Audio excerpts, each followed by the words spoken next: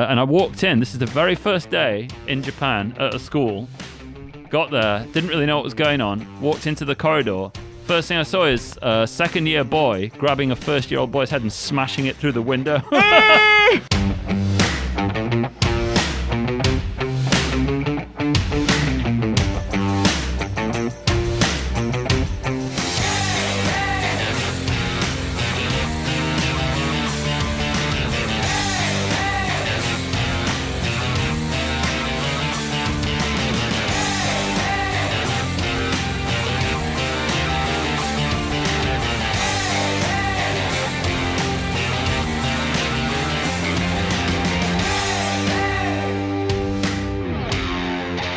Hey everybody, welcome back to Small Talk Japan. On this show, we talk about a lot of stuff that's really not related to Japan a lot of times, but today we're going to talk about a very Japanese topic. My name is Mitch, and these are my co-hosts. Natsuki. And Alex, hello. So today's topic was actually picked by Alex, not picked by Alex, but suggested by Alex, and I agreed with him. And I think that it's good timing because soonish, whenever the country opens up and visas start coming down from heaven, the ALTs are going to be arriving here in Japan. And so we wanted to give your bulletproof de facto guide to being an ALT in Japan. From two former ALTs, experts in the field. Experts, masters of our field. Masters. Of being an ALT. By the way, I was an ALT for 1 year. 1 year. You were at 5, right? I did 5, man, and I'll tell you why. All right, that's going to be today's episode. And Natsuki's going to talk a lot in this episode. I will. Alex, can you start off today's show with telling us what the hell is an ALT? An ALT is an assistant language teacher. Yes. Oh, language teacher. So What did you think it was? I was thinking. Go on, what is it then? Assistant something teacher. Yeah. Loser teacher. So an ALT is a language teacher that comes on the JET program, which is like a Japanese government program. It's a soft power program. Soft power initiative run by Gaimsho, which is the MOFA, the Ministry of Foreign Affairs, and CLARE, which is the Council for Local Authorities International Relations. But it's funded by, it's the funding and the actual administration comes from MEXT, the From MEXT, Ministry yeah. of Education, whatever it is. Extraterrestrials. I forgot what MEXT and is. I think it's Ministry of Education, Sports, and something, right? yeah. Science and technology? No? Maybe science Sports and technology? I didn't see any ALTs in my school when I was in junior high school. What is MEXT? Sorry. It's the Ministry of Education, Culture, Sports, Science, and Technology. So that's We're what all X is. right. X is just like Everything. sorry. So wait, how many years ago was that there? 55 years ago? What are you talking about? Well, how old am I? 38. So when I was 20-something years ago. Okay. So JET program's 30-something years old now. 1970 or 1980 something, right? Oh, really? When did the JET program? Can you? Yes, it should have been. JET program began in I think it was 1970s or early 1980s. Oh, or maybe just I can't remember. I think it's about 35-6 years old now, right? No? 1987. Oh, Wow. yeah. Oh, right. Oh, it's Before pretty. that, there was another program, though, as well. 35 then. 35 years old. Yeah. Yeah. Only a few teacher was in the school. Maybe. Yeah. So it used to be like, basically, ALTs get assigned to a board of education, either prefectural or municipal. And basically, they go to different schools, join in with English classes, and teach with a Japanese teacher of English. In principle, that was the idea. That's the idea. Yeah. In practice, you just fucking stand there. And it was like, oh my God, you're like this white guy. Where did you come from? That's Whoa. basically what happens. With no, teaching experience. Or Yeah, because the anything. requirements are that you have to be under the age of 35 or something. Yeah. And you have to have a university degree from and you have to be a citizen of what they consider a native English-speaking country. Yeah. So in the beginning, that was basically like England, America, Canada, Australia, and New then Zealand. But then it's I don't know if they were in the beginning, but then it like got bigger. So it's New Zealand now. They include Jamaica, the Bahamas, I think, South America. South Africa. Africa, South Africa, yeah. some other places, Ireland and Scotland. Can I just tell you, whose idea, sorry guys, was it to import Scottish people to teach the English? Yeah. What do you mean? They don't kill me. Dude, you know what I mean? Like, I cannot understand Scottish people when they talk to me. Yeah. They understand, of course. It depends. If they're from Glasgow and they're speaking in hardcore Glaswegian accent, fucking unintelligible. There is, and I love him. He's like one of my good friends who lives here, who's an ALT, who's from Scotland. I swear to God, I want subtitles when he talks to me. Like he says something, and it's always got, you know what I mean, at the end or whatever. What I can't even do it, but he's like some question. He's got some question mark at the end of it. And I'm just like, I don't know what to do. Do I just smile and nod? I have no idea what he's saying. But the problem is, right, the whole Japanese English education system is based on American English. Right. The best spelling's English. all no, the best they're English. not the best. The shittest English. The best English. What are all these U's and shit in your English for? Just for flavor. Colour. It's for flavor and color. That's what it's for. For colour. Two of the things that it's there for. So yeah, I mean, there's them, right, and then there's the CIRs. CIRs are Coordinator of International Relations. yeah, and they're like basically somebody who sits around at Kencho And they translate. or interpret, Shaksha or whatever, yeah. and just gets pushed around to do Grunt work of translation interpretation. that kind of stuff. And then there's SEAs, is it, or something like that? Is that after you graduate being a CIR and you go up to like Claire management level? No, it's sports exchange advisor or something like that, and they're rarer than rocking horse shit. I've only met one in like. Yeah, they're like top in their sports fields and stuff like that, but not enough to get like a scholarship or go on to something important. so that they just kind of come here for a year or something. Yeah, no, I've met one doing rugby, teaching rugby. Was yeah. he kind of good, but not as good to be like on the All Blacks, right? Yeah, he was like, he was basically what you just said. Basically what you just. I wouldn't say it's his face; he'll rip me in half. But yeah, that kind of thing. Right. So there's these three types. Most common are ALTs, right? Yeah. CIRs kind of got a bit of a attitude sometimes. It's probably like 100-to-1 ratio, 100 ALTs to 1 CIR. Yeah. And then like what? 1,000 CIRs to 1 SEA or whatever they are. Yeah. The sports ones are super rare. Yeah. Like unicorns flying away. Rugby-sized unicorns. Rugby unicorns. So ALTs are like, there's loads of them. They come every year. Usually June, is it, or July? They usually come in July. They're placed there. There's an A group and a B group, and both come in July. And they come, I forgot. I think it's 5,000 at a time or something like that. Yeah. So like Sounds total about of 10,000. Just pulling these numbers out of my ass. But then they all go to Tokyo where they have orientation for 5 days, which we'll talk about later. And then, or I think it's down to 3 days, maybe 2 days now. But before it was 5 days, and then it got smaller and smaller and smaller. And then from Tokyo, they all disperse their various places around the country. And their contracts are for 1 year. And you can either contract for 1 year or up to 5 years.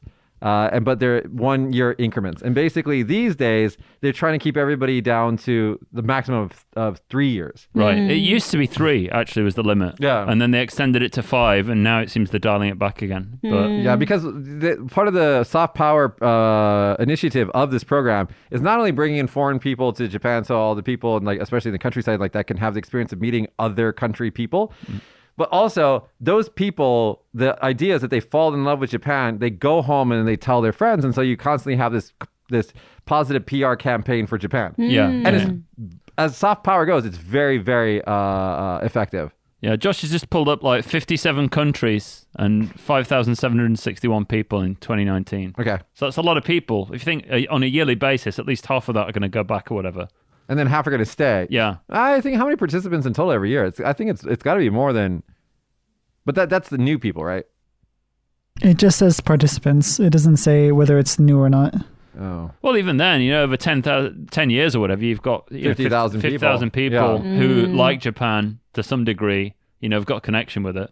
And these days with social media, if you got like Joe Schmo who comes from Canada, comes to Japan, he's going to post on Facebook or TikTok or whatever you kids do these days, every day about Japan. And so all of his friends back home, let's say that he's only got 50 friends. Yeah. And you times that across however many, that's a huge, splash. Yeah. You know.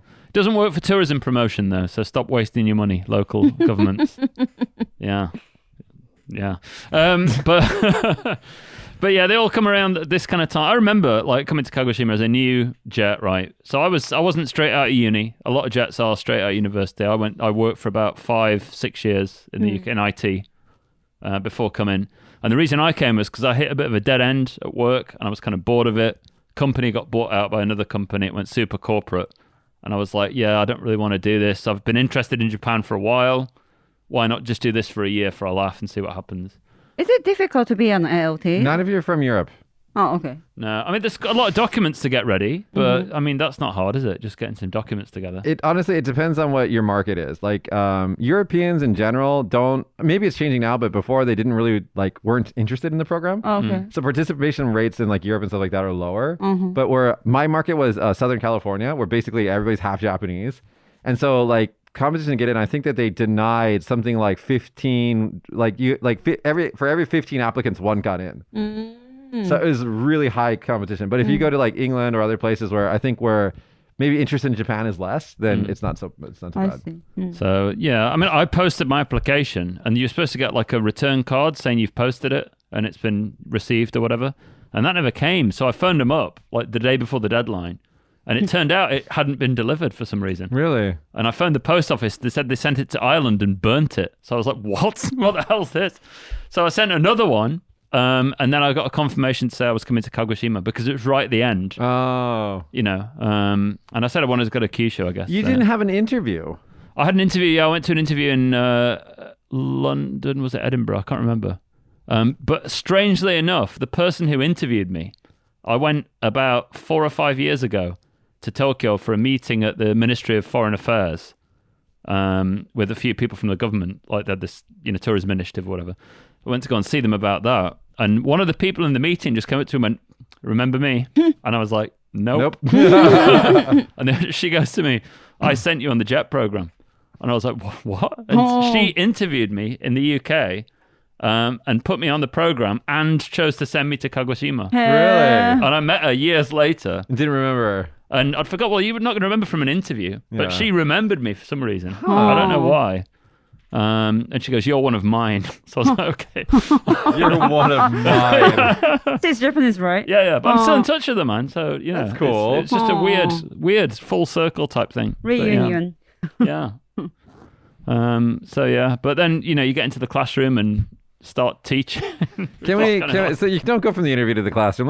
There's steps in between. We're not going to talk about my interview process because if you're watching this, I'm assuming that you already got in. Yeah. I mean, I had 3 interviewers in California and it was like hours long. We got grilled, but we got in, whatever. So you get on a plane in wherever you're from and then you all converge on Tokyo. Okay. Now we came around the same time. So I think that our experiences were the same. I had 5 days of orientation, of which we showed up to the first day at this giant convention center and a hotel in Tokyo. KO Plaza. I think it's KO Plaza. Yeah. So we show up and the very first thing that all of us notice is that they're not taking attendance. Yeah. That's the very first thing that we all. Yeah. But wait, before that, let's get back to the plane. So we get on the plane with like 200 ALTs, brand new ALTs from California. And we're on JAL and all the I don't want to get you guys in trouble, but we're on JAL and the stewies on the flight are all these really cute Japanese ladies, okay? And we're getting drunk as fuck on the train on the plane because it's all free. International flights, it's all alcohol's free. And then everybody kind of passes out except for me and 3 of my buddies. We're still drinking. We go to the back where they're preparing the drinks and everything. We're like, can we just hang out here? Because it's everybody's trying to sleep and everything. And they're like, okay. On our way to Japan, we're in the back of the plane drinking with the stewards. They start drinking with us, and they're like, don't tell anybody. Okay. That was our first step into this land of Japan. Sounds like fun. They're like, shh. We're like, okay. We arrive at the airport. We're drunk still. We get taken to the hotel. We pass out that night. We wake up the next morning early as shit. We're supposed to put on our new suits that none of us have ever worn before. Except for our interview with the JET program. And then we go to the giant room where it's like, oh, welcome ALT year of, I think, 2007, whatever it was. And we're like, did everybody knows that they didn't take attendance? And they're like, yeah. We're like, fuck this. So we partied in Tokyo for 5 days. Yeah. Cool. And then got on a plane and went to wherever we were going. But I didn't learn anything while I was there. Not a damn thing. No, same experience, man. Just turned up, didn't take attendance. Nobody attended after the second day, or attended in dribs and drabs from the afternoon, right? From about 2 or something. Because you're hungover, so you're like, oh, maybe I should go down there and see what they're doing. They're still not doing anything important. Let's go get drunk. Yeah. Every day, because the only thing that they teach you in orientation is every situation is different. Yeah. That's all they tell you. Yeah, which means what? Right. You know what I mean? They're like, as an ALT, you should know how to do all of these things, but in the end, every situation is different. You're like, so delete what you just put in my head. It's like. This may not apply. Yeah, don't tell me then. But I remember the big conference hall. Yeah. On the second day, I think they had a meeting in the morning, so I went to it. And there was this huge dude there, and he was kind of swaying backwards and forwards, like the back stood up, and there was a guy sat in front of him, this other massive guy, and he just puked all over the top of him, no. like from behind, like this shower of vomit in the middle of this thing, and everybody just went silent, and he was like removed from the room. Oh my God. Oh my God. And then it just continued. It's just so weird, you know. You made me forget about. You just made me remember something. So, so speaking of the plane flight from the hotel from Tokyo to your respective places, where you're supposed to meet your contracting organization for the very first time. Let's just call him the first investor in my school. You know who you are. I hope you watch this show. He was in the hotel room and didn't wake up on time to get on the plane to go to his contracting organization for the very first time. The hotel staff were breaking down the door to wake him up. What? And when they got inside, he was just like passed out. And they were like, I'm not going to say his name. They're like, Mr. Whatever your name is.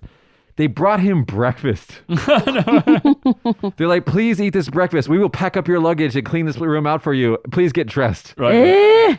And so, yeah, because apparently they've done this before. And so he ate, and the night before, they kept telling us, don't be that guy. Don't be that guy. And then we're all like getting on the bus. And right before we get on the bus, he like shows up barely presentable with like the hotel staff carrying his luggage and everything. And he's like, I was that guy. Unbelievable. No, it's totally believable. You're putting a bunch of college students right out of the university in Japan with very little oversight. Yeah. On taxpayers' money. Well done. Yeah. But then arriving in Kagoshima the first time, you know, get the plane down here. It's summertime and you're in a suit. Yeah. You get off the plane, you're just like, why? Sweating. When those airport doors opened up and that wave of heat came in. And humidity. Oh, fuck yeah. No, it was nuts. I still remember that bus drive down to the city and seeing the mountains with so many trees on, you know, like the cedar trees or whatever they planted, and thinking this is like a weird environment. I've never seen mountains in this kind of way before. Well, it's really especially weird in a lot of places in Japan because during the Industrial Revolution and afterwards, they cut down all the trees to use them for lumber, right? Yeah. And then they had this initiative, I forgot when, like 50 or 60 years ago. Post-war, yeah. Where they're like, let's replant the trees. And so they did, but they put them in like a grid. Yeah. So all the trees are like perfectly spaced in the same height. So it looks like you're looking at like a Super Mario Brothers level. Yeah, it does. Yeah, like broccoli or something. Yeah, really. yeah. It looks like this. This is why I think Super Mario Brothers looks like it does. Yeah. So then, anyway, so you arrive, you get on the bus. How did you feel? Like, you went to the city, right? To Kagoshima City. Kagoshima City, yeah. How did you feel to drive through the tea fields and stuff, the green tea fields? Yeah, well, we went through, you know, from Kirishima down, so it was like didn't really see that many. The first thing that struck me was the volcano. Seeing that, I was just like, oh wow, that's kind of cool. And then the city was much bigger than I expected, because obviously then there wasn't much information on the internet. This is like what 16 years ago, I think. I think the Wikipedia article on what do you call it, Kagoshima, was actually written by an ALT. Yeah. Really? And it's just got, at that point, it just had like a picture of Sakurajima. It's like Kagoshima, southern, you know, city, blah blah blah, population, something. That's it. Yeah. There was no information. Yeah. So kind of didn't really know what it was. Got there, was relieved it was, you know, quite big. Yeah. And the guy who was before me, I'm not going to say his name, but I remember your name. He sold me his scooter. Yeah. Before he went, and it was fucking broken when I got there. It did not work Really? at all. And then I went up to the room, and in the room, like I opened the cupboard or whatever, and there was like this wet towel. It was like curtains, I think, that had been wet, maybe in the rain or something. And he just chucked it in the bottom of the cupboard. So I picked it up like that, and loads of cockroaches just went into the room. So the first night, I slept with no furniture, like nothing, in a fucking infested room. I got bites all over me. And then the people from the Board of Education came and put a bug bomb in it or whatever and cleared it out. But what they didn't do was take all my plates and cups out of the cupboards, so they all got covered in pesticide as well. And then I went and bought a bed, like futon, from the shop down the road, but nobody was around to give me a lift, so I just carried it and my God. walked for 20 minutes back with it. So it sucked, man. The first bit. Now I imagine there's a lot more support. So but then there was None. So let's just pick out the pieces of advice from this story. One, if your predecessor, if you're an ALT, if your predecessor tries to sell you anything, reject it and tell them to clean out the apartment completely. Yeah. As much as you possibly can, get rid of all of their shit. Yeah. Because they're just going to dump all their problems on you, no matter how nice they are. Two, if you wind up in a situation like that where, because usually you arrive before you sign the lease and everything on your house. And so usually your board of education or your contracting organization arranges your house for you. Your time to reject your apartment if you don't like it is that first day. So if you walk in, you see all the cockroaches, it's like a horrible place. You just tell your board of education or your contracting organization, I refuse to live here. This is not okay. I want to pick my own accommodations. And in most cases, unless you're in a really remote area, they can accommodate that. But that's the time to do it. If you've already signed your contract, you're screwed. First day. Yeah. So, yeah, don't do what I did. Well, it worked out, though. I mean, we got it cleaned up eventually. I mean, it became a fun story, but it probably wasn't that fun when you were doing it. Not really, no. But, I mean, also didn't really care that much because I was kind of like a bit more, what's it called? Less princessy about it? Less princessy than I am now. God. I won't even ride a bus now. Oh, God. Okay, so let's talk about the job, okay? So, in your case, how many schools did you have? God, I mean, I think I did 15 schools 15 through the whole time. In 5 years. So it would have been 5 or 6 schools. So you were in the city with a bunch of other ALTs. So you would do like 2 schools a year or something like that? 2 or 3, but then one of the more difficult schools, which is like an all-boys school. Tell that story. Your first day. So there's a school in Kagoshima that at the time had a really bad reputation. It still does. And it's still got a bad reputation. Still does. And I imagined all Japanese school kids to be like well-behaved and sat there. What kind of reputation did you hear before? Like the kids don't like. I didn't hear the reputation before I went. Oh, okay. I heard after. Okay. But the kids are badly behaved and they don't listen to the teachers and fighting and things like that. And I went there and I walked in. This is the very first day in Japan at a school. Got there, didn't really know what was going on. Walked into the corridor. First thing I saw is a second-year boy grabbing a first-year-old boy's head and smashing it through the window. And he got his head cut and everything like that. And then the older brother came to get the kid from school and had a fight with a teacher outside. So this is my first introduction to Japanese school. Wow. I was just like, whoa, that's very different. But, I mean, to be fair, that didn't happen a lot anywhere else, really. It was just a one-off. It also really depends on where you are. If you get placed around Kansai, especially in some of the rougher areas, like you'll see that a lot. Yeah. It just really depends on where you are. Yeah. Well, it's the same anywhere, right? Yeah. And any kind of school and stuff like that. I don't think that if you try to reverse the JET program and send like Japanese, like young adults to American high schools, I don't think it would work. No. It's amazing that it works anyway, to be honest with you. Not sure how it does. Yeah. How about you? What was your first place like? So my first apartment or my first school? Both. Okay, so I show up in my first apartment and everything is wood and tatami. It's like, it's in the middle of the Inaka and the countryside, and so there's nothing for miles. And like, I just kind of wanted to go along with the flow with everything, right, in the beginning. So I just signed all the things that they told me to do and whatever. And I was like, it was okay. It wasn't the best apartment. It didn't totally suck. It was just kind of small. And usually if you're in the countryside, your housing is larger. This is because it was government housing, so it was very small in the countryside. And I was kind of bored, like, living there. And so I immediately wanted to get a car so I can come to the city and, like, hang out with people like that kid who was given breakfast in the hotel and told to, like, wake up. And so I bought a car. This is like one of the very first things that I did. I bought a car, and it was a Nissan Laurel with a straight 6 turbo, because of course it was. And I remember showing up to work with it because I didn't really think, I didn't understand how, like, involved in your private life your job is. And so I just bought a car and I showed up to work, and like one of my first like memorable moments as being an ALT was that the top of the board of education, who was like this, I've talked about him several times, he's like 80+ old guy who recommended that I eat a banana every day. And so he saw me arrive in my car and immediately called all of the what are they called? Kaicho, the head of the little departments. Kacho. Called all of them in a circle, and they all stood prone, like in a half bow, while he was screaming at them. And I can't really understand what he's saying, because at that time, my Japanese was way not as good as it is now. And also, it was super, like, countryside Kagoshima dialect. And so he's just yelling at them, right? And I'm just like, I don't know what's happening, but I think that I'm the cause of this. And then anyway, so then my sponsor, because I was all by myself in the countryside. You had like a support group of, other foreigners where like I was all by myself. And like my sponsor, who's like basically a woman who works at the Board of Education, comes up to me and she's like, you have to, sell your car. I'm like, no. And she's like, yeah, you need to because, the director guy said that you needed to. And he said that Americans are not capable of driving in Japan.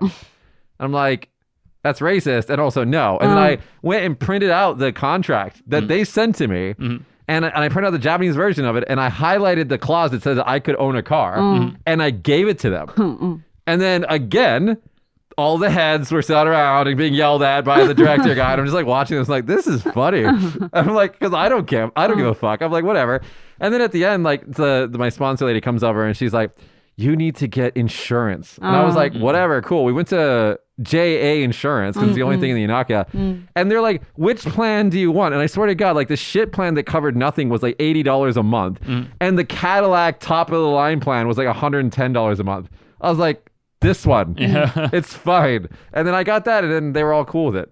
It was like, that was my first experience dealing with Japanese office politics. Bureaucracy. Yeah. Horrible. Maybe you were the first one, who bought the car. No, because the ALT who was before me was a half Japanese girl from Hawaii. Okay. And so and she spoke perfect Japanese. And so they just like got used to having a Japanese girl there. I see. And then this shows up and they're like, no way can you drive here. I'm like, guys, it's the same thing as back home. It's just in reverse. It'll be fine. And by the way, I've never had an accident or anything, a parking ticket or anything in Japan. Not once. I've been here for 14 or 15 years. So probably passed away guy with the banana advice. Fuck you. Anyway. Yeah. But my first experience in the school, all the schools were great. My board of education was absolute garbage. They were all awful people. And that's why they were amalgamated. Yeah, gappe, yeah. So amalgamated sounds right. Consolidated. Consolidated. They were consolidated out of jobs. Like there was like 3 nearby towns and they consolidated into one town and they fired everybody from my board of education halfway through, which is great. But until then they were horrible people and I did not enjoy like working with them. It was very stressful. But when I went to the schools, it was fine. I had 16 schools because when you're in the countryside, you like get a bunch of little schools that you have to go to.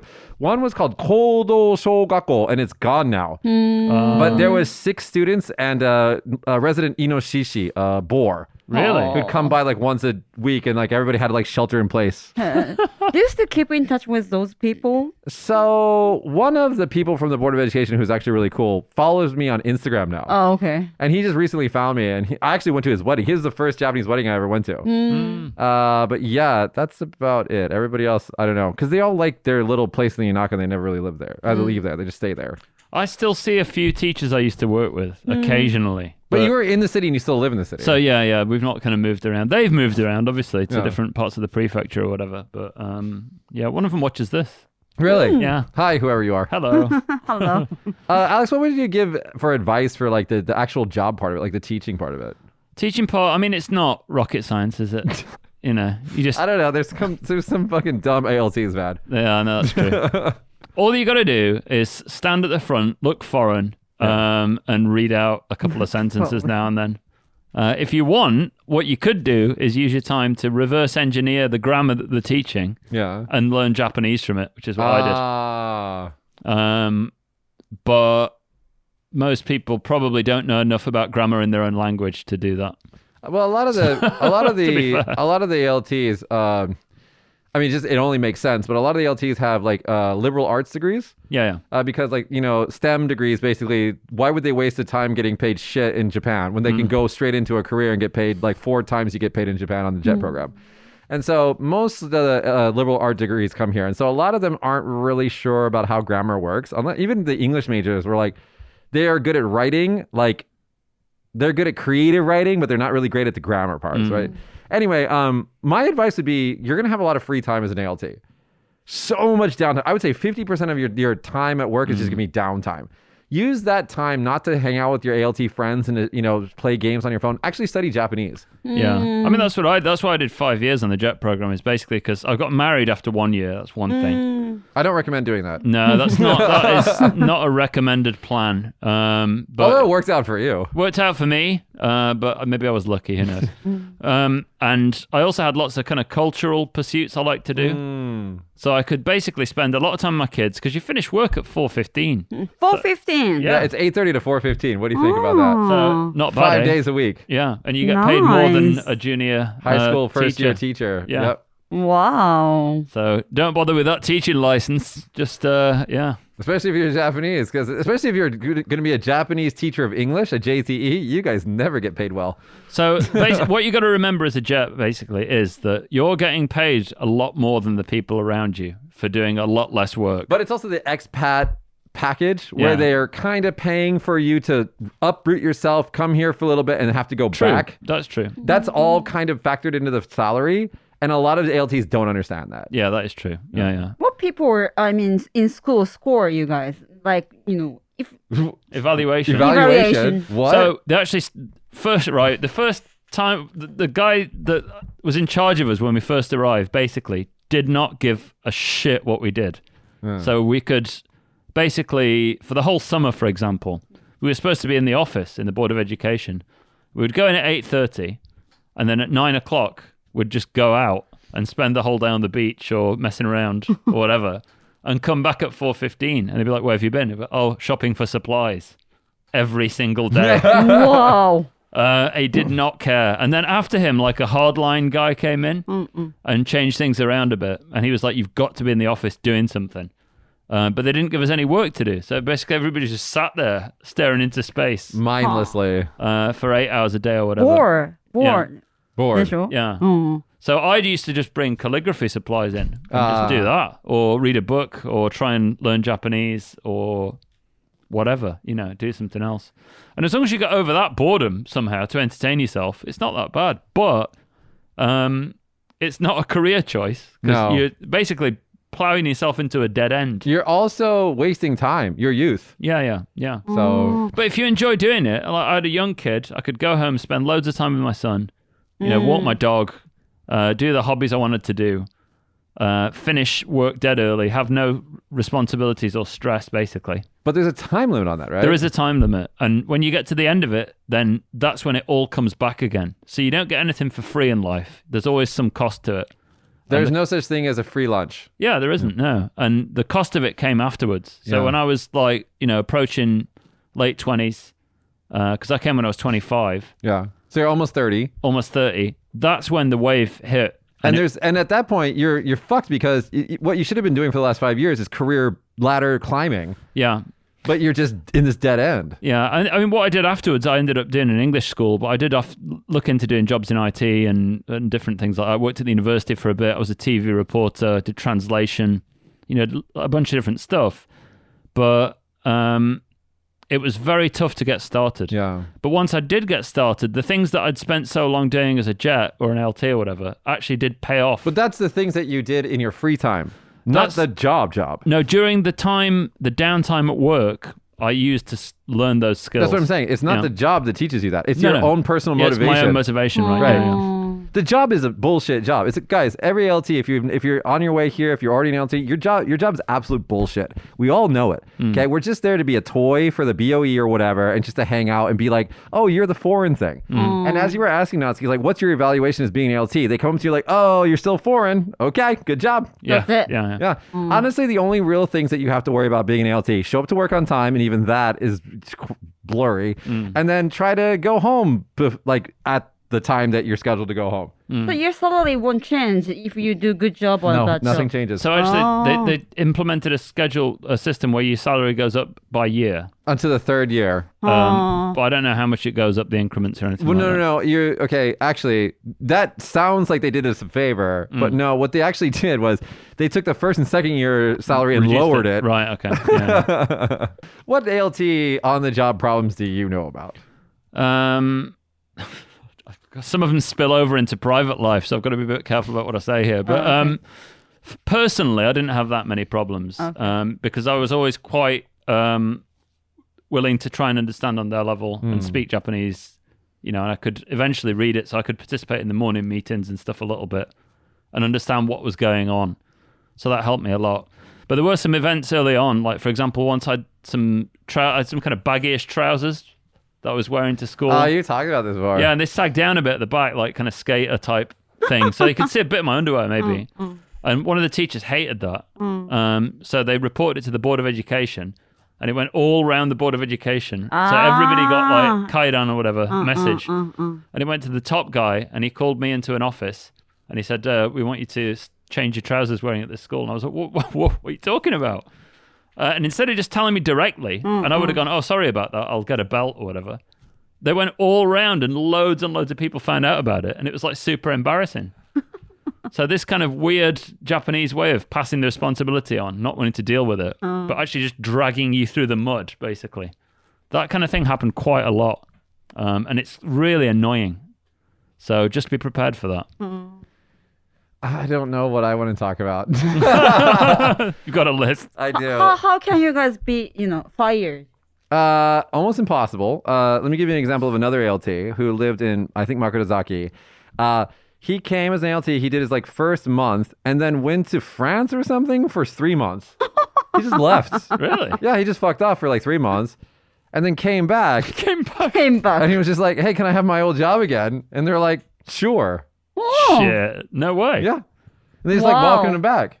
And the reason why is because the way that the system is set up, they only get one ALT a year. So if that ALT fails for whatever reason, they basically have to wait till the next year to get a new ALT. I see. And then it's so much bureaucratic paperwork for the staff of the contracting organization to get a new ALT that they just want to, even if he or she is shit, they'll keep him at least for the first year. Just bury it. Yeah.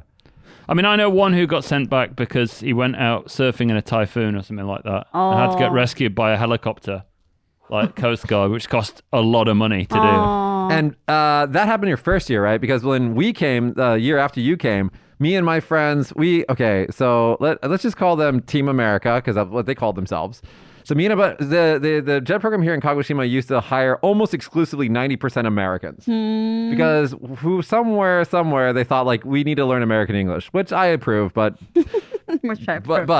so that guy who got airlifted was an American, I think. Yeah. And then the next year, I was never in Team America. It was always just Team America, and then I was just hanging out sometimes. And so Team America and Mitch went to go to the other side of the peninsula during the beginning stages of a typhoon to go body surfing. Not the typhoon. It was like a day before the typhoon arrived. But because this town was so traumatized by that guy, we didn't know that happened. That they sent the entire, not the Coast Guard, but the entire town to come out and get us. And we were told, we're talking maybe 2-meter waves, not even cloudy sky. And the whole town was just don't do that. It's not going to be worth it. And we're like, what are you guys on about? And then it just turned out it was they were traumatized by that guy. That did happen. Kagoshima actually hired exclusively Brits for the highest level schools only. I know that for a fact. Whatever. And then wait, let me finish this. So there was 90% American ALTs, which by the way are the better looking ALTs. And so and then suddenly, because after our year, I'm not going to get into all the things that Team America did because I can't talk about half of them on this program, but they did a lot of bad stuff. You guys know who you are, and you guys did a lot of bad things. And so after my year, the board, especially the Board of Education here in the city, exclusively went for non-Americans after that. So there was this right turn where it went all these California-esque, ALTs and stuff. They're like, yeah, party did, to dark, insular British people who didn't like the sun. Come on. That's what exactly happened. Ridiculous. And so if you look at the pictures of the ALTs over the years, you'll see all these great looking people, and then all of a sudden what happened here? What's going on here? It's European ALTs. I'm just kidding. I'm just I'm shocked. I don't know what to say. But it's accurate. It's not. No, it's not. I think the level went up, basically. The level went up. Yeah. We started getting Scottish people, which we can't understand. Yeah. Well, as long as they're speaking some kind of foreign tongue, it all goes well, I think. Well, they're probably better with the kids, especially with my friend who lives here. He looks like Shrek. He talks like Shrek. He's giant. And he's the best. He's probably a really good ALT because the kids probably play with him. They're not learning any language from him. But let's talk about that. Are the students actually learning English from ALTs? Probably not, no. It's more like not. an internationalization project. I mean, my son gets taught by an ALT. Yeah. And he's like, yeah. I said, does he teach you anything? He was like, I don't know. I don't know. So they seem to like him being there. Yeah. It's kind of cool that they're there. Well, when the ALT comes to class, because you rotate around the classes, right? When they have the ALT day, it's going to be fun. Yeah. It's not going to do anything serious that day. Yeah. But that teaching kids that foreigners are all fun and not serious is not a good thing. You know what I mean? Yeah. Because they grow up and it's like, hey, it's fucking gaijin time or whatever. And it's not that, because I'm quite a serious person when I'm not on this show. It's true. Actually, I keep telling Alex, like, whenever you're on the show, like, what happens? He's like, I don't know. It's like Tourette's. Just shit comes out of my mouth. Yeah. You can't stop. If somebody's looking at me, I just can't stop. But if in real life, I'm actually really serious. And I don't like fucking around. Yeah. Like, you know what I mean? Yeah. So I don't think it's a good thing to teach kids that this one stereotype of the fun foreigner exists. But it also helps them get over. I think a lot of them have trepidation or fear of foreigners, so it helps them get over that. So that's good. Yeah. But okay, so at work, I don't really think there was too many problems. Oh, the Board of Education tried to get me to marry the girl that sat in the desk next to me, which was quite annoying. I'm gonna like. Is it like Was she good arrangement marriage? looking? I'm not gonna answer that question. No, then. What did you say? Arrangement marriage? No, it was like because we were the same age, and then when I showed up, they're like, "This is your chance" to the girl. Oh. And then like, because it was the countryside, right? I guess this is how things work there. I don't know. And they were like, oh, this, I kind of feel bad about this, but like on the last day, I don't think I should tell the story. On the last day, Oh, you tell the story. when we're saying goodbye and everything, and like I'm done and everything, like let's just say my friend who doesn't really fit the Naka vibe, like showed up with me, and the entire Board of Education, including that person who sat next to me, was just like, who is she? Right. And I was just like, bye, everybody. Oh, God. That is rubbing her face in it. No, because like, dude, the girl at the Board of Education, she was great. She was actually the last time I saw her was at a mutual friend's wedding several years ago. And I think she's married and she's happy and whatever. But it was just so weird that like the whole village were like, let's get them to get married. It was just weird. Like, I don't know, whatever. Get him. Yeah, get him. And I was just Yeah. like, and like, oh, I don't want to get into it because I feel like I'll just rub her nose in it and stuff. But it's just like, it was just like the mentality of this was just so weird. Like you wouldn't do that in a government office in most parts of the world, I think. No. Like- But, you know, well, if they're trying to help you get laid, I mean, you know, No, they were trying to get me married. that's too much. So I've said this story before, but I didn't tell the whole story. When like ATMs where I was closed at like a half hour before I would get off work. So I asked my section manager, like, how am I supposed to go to the ATM? And he just straight looked at her and said, you're supposed to get married. That's the full story. And I'm just like, okay, so can I leave work early to go to the ATM? Yeah. Let's talk about private problems, ALTs that we've known. Yeah, there's a lot of those. All right, all right, Alex, you go. I have to filter them somehow. Hold on. I so many things I can't say on the show. Yeah, no, it's quite difficult. So I think a lot, like back when we were ALTs, and probably the previous generation as well, like I think there was a lot more leeway to do bad shit and not. There's no social media. No social media. Yeah. So nothing being posted. Yeah, And foreign people in Japan were very rare at that point. yeah, that's true. So I mean, like since the tourism kind of boom happened in 2000, what, Eight, something like that, yeah.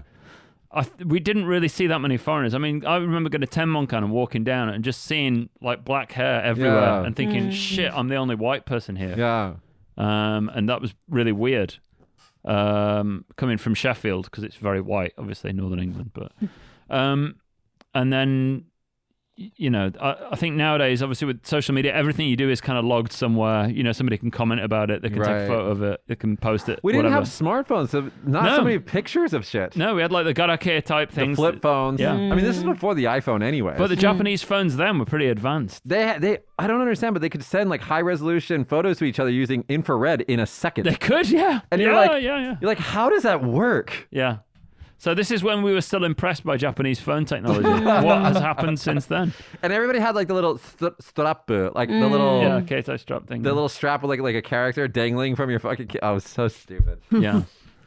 And saying this now makes me feel really fucking old. Actually, just say We that. are old. Because all the kids now, the millennials and stuff like that, and below, and Gen Z or whatever, X. You know how you could bring two pieces of luggage to Japan? One, Yeah. I had like luggage and my PC tower. You brought your PC I with did. you? I brought it to Japan, and like I bought the monitor and keyboard and shit like that here. But like, yeah, I brought my tower here. Yeah, no way. Yeah. Let me tell a bank robbery story. So I got a friend, I'm not going to say his full name, but let's just say his first name because he knows who he is, Jack. He was teaching one day in his school, and all of a sudden the police arrived, like while he's teaching. And they just like take him away, like in front of all the kids and everything. And then like he goes to the station and they start interrogating him. And by the way, they're all speaking to him in Japanese and he has no idea what's going on, but he thinks it's great. Because he's just that kind of guy. He thinks this is the most amazing thing that's ever happened to him. And so he's like smiling ear to ear because he's a moron. And the police go like, where were you at this time? And blah, blah, blah, blah, blah. And he was like, you just pulled me out of work. I was at work, dude. Like, what's wrong with you people? The investigation, let's say, ability of the Japanese police force is questionable. And so he was like interrogated by these police officers. And they were like, we want to know if you were involved in a bank robbery. Not only did this bank robbery happen, I think 50 kilometers away from where he was at the time that it happened. The guy that robbed the bank is on fucking video as a balding Japanese guy who had a knife and a note, basically. Right. But because the vehicle that he used to get away with was a white Honda Civic. And it was like a 1997 white Honda Civic. And Jack owned like a 1995 red Honda Civic. They came to get him from the school and interrogate him. Really? Wait, this story continues.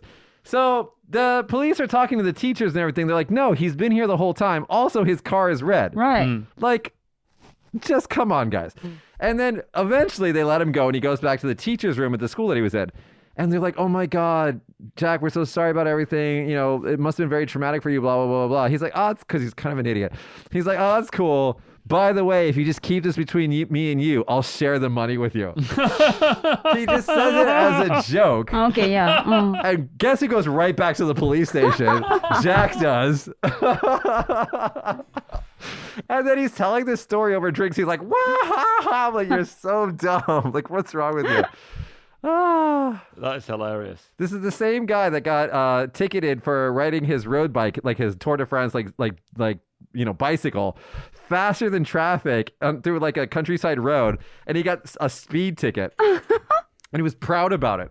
He's like, I got a speeding ticket for riding my bicycle. I'm like, you're so dumb. I've never heard such a story in Well, my life. you've never met Jack. No. See, this is the American talent that comes to teach the children of That's Japan. why we're not allowed to come here anymore. Yeah. What's Jack doing now? I don't know. Last time I talked to him was here because like he's like one of those people that when he's in your life he's really fun, but when he's gone he's giving somebody else joy in their life. You know what I mean? Like you don't really need to keep in touch. And if you see him again, it'll probably just be fine. Okay.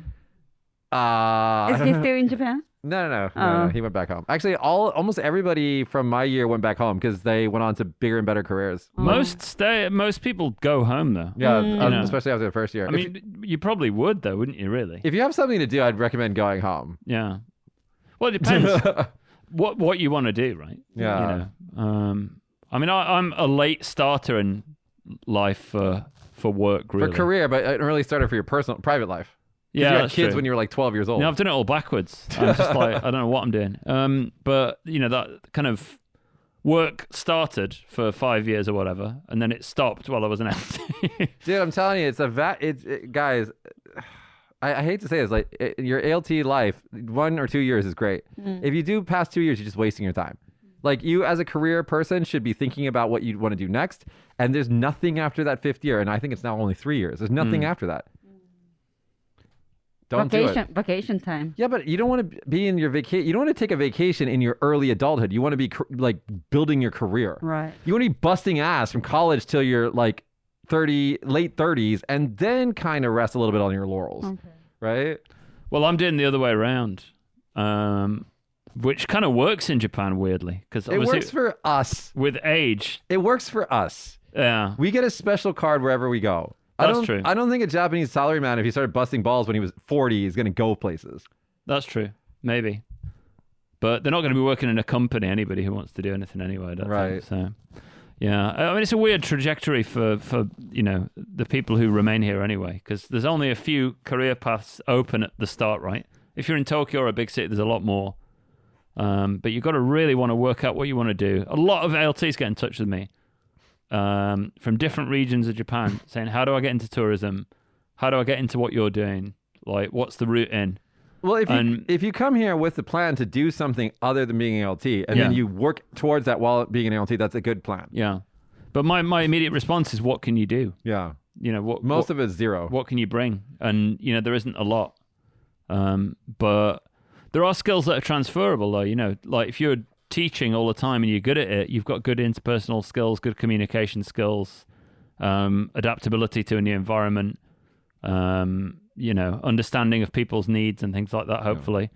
Hopefully scheduling and planning skills, learning not to fucking turn up late. That's another skill, really basic skill that Japan teaches people. Don't be late. Don't be late, in the Kanto region, if you are anything less than 15 minutes early, you're late. Yeah. As you go south, that gets less and less. Kagoshima's on the dot, right? Basically. Kagoshima's, if you show exactly when you're supposed to start, you're good. Yeah. Okinawa's, if you show up on that day, acceptable. Right. So, just those basic things you can take from this ALT journey and bring it into your life and use it. And they're good transferable skills. But, if you want to get into something like tourism now, you've got to be really competitive. I would suggest that in the first 3 months of being an LT, you decide what you want to do. Do you want to just have an experience that you can tell your kids about and take a lot of photos? If so, just have fun. Have fun, yeah. Travel a lot. I wouldn't even save any money. Just do whatever you want to do every single day, and then do that for 1 or 2 years. And then go home and then start your real career. If you decide that you want to live in Japan permanently and do something like an actual career, I would spend at maybe 2 years, maximum 2 years being an LT.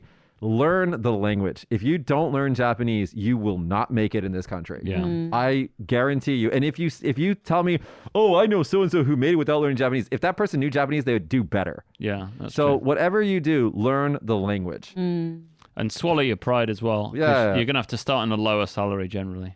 And work your way up. Especially if you get out of the ALT. If you're an ALT, right, you get that expatriate package, and you're getting paid with federal money. If you get in a competitive industry, you're not going to get the salary, not from the get-go anyway. As you compete and you get better and you climb the ladder, you'll get comparable and then beyond. But you're not going to start with that. And if you demand that, you're going to close a lot of doors. Yeah, that's true. Do you know any ALT who start their own business except you guys? No. Anybody else who I do know that's got a company is not from an ALT background. Yeah. I mean, I know a few in Tokyo, and I know a few people who work at like the British Embassy and places like that who are from ALT backgrounds. But they usually came in a year, went out, and just went straight onto something else. There actually, one of the LTs that was my year, she went back to Canada and works for the embassy or something like that. So she straight up got a really impressive job back in her home country because she studied Japanese very, very hard while she was here. But no, I don't know any. No. I mean, to be honest with you, I'm not blowing my own trumpet or his, but it's really fucking hard to do what we've done and start a business in a hostile environment, essentially. You got to be hard-headed like us. Yeah, you got to be a bit of a egomaniac as well. To be honest with you, you got to believe in yourself. You got to believe that eventually it's going to work out. Yeah. Or if it doesn't work out at the current time, that you're going to figure out how to make it work. Yeah. I don't know. Like, I love the idea of making a startup. I actually like creating startups. That's why I have my second company now. I don't like the idea of running an established company. That's very boring to me. Right. Yeah. I mean, trying new things and seeing what works, and then taking that, and then the excitement of that, I do get. Yeah. But obviously with the family and stuff like that, I'm balancing. So I've got one company that's essentially a startup company, and I've got one job that's a full-time job, and I also work with a prefecture. So I've got the private business, the kind of company, and the government side together.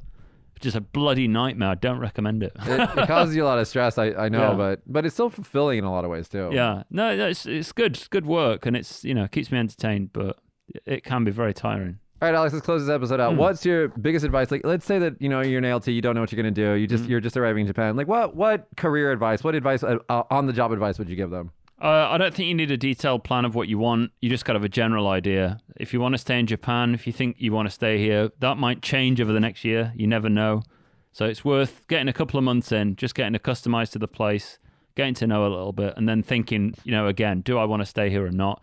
If you do, you've got to get your transferable skills in order. You've got to get some kind of value proposition to people who might want to hire you, and then start looking from maybe your second year onwards. For people who are going to go home, think about what you want to do when you get back. Have fun.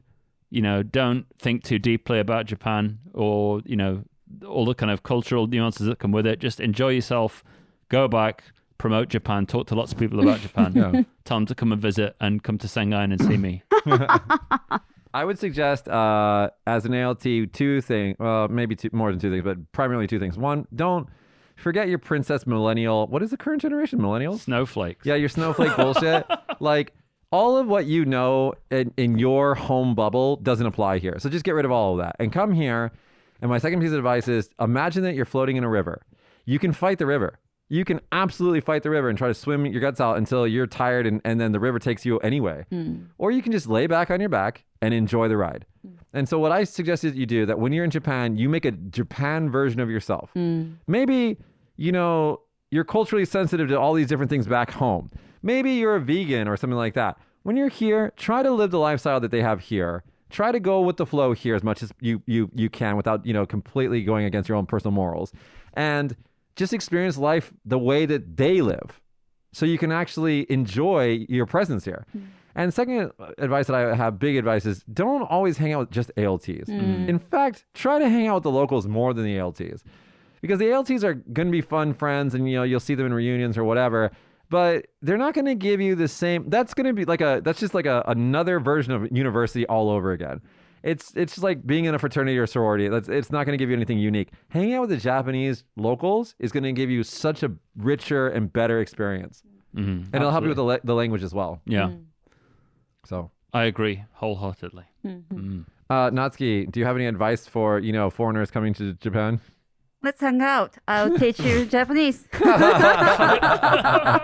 And Japanese cooking, right? All right, I will. All right, guys, that's been our episode today about being an ALT. If you want to know more about the stuff that we couldn't say on air, maybe we'll make a Patreon for that. Yeah. There are some stories, man. Oh, yeah. Okay. But honestly, if you guys have any actual real deep questions or concerns or whatever about being an ALT in this country and you're going to become an ALT, or if you currently are an ALT, leave us a comment and we'll absolutely answer you guys as best as we can. And if you guys have any future suggestions for topics for the show, just let us know. And that's been this week's show. So see you guys next time. Bye. Everybody. Bye.